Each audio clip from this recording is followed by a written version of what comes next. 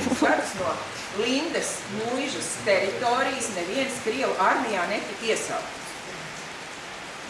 Tāpēc, ka pēc Kletenbergiem viena no Lindes mūžas īpašniecēm bija baronese Mengdene, kura uzrakstīja rekrūšu meslus, un tātad pati baronese Mengdene deva 300 sudraba rubļus katru gadu, un jūs, kā zemnieki, kas dzīvoja mūžas mājās, katru gadu kūstītus rubļus tādā fondā, ja, piemēram, šai saimniecei krīt vecākam dēlam los, ka viņam jāiet Krievu.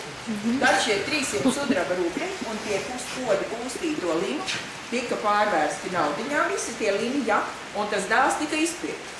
Un viņam nebija Krievos jāiet. Un tā 109 gadus no Lindes Birzgavas mūžas, kas bija viena no lielākajām mūžām Daugavas kreisajā krastā, tagadējās Latvijas teritorijā, neviens netika Krievos iesaukts. Tāpēc, tad, kad sākās Pirmais pasaules karš 1914. gadā, tad varonam Hānam tas bija kapitālais šoks,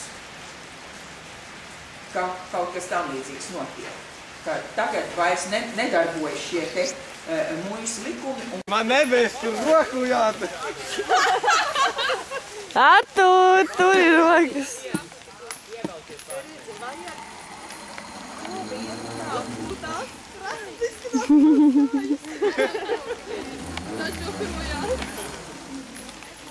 Paskaties! Muss die erst kommen? Artur, kāp no!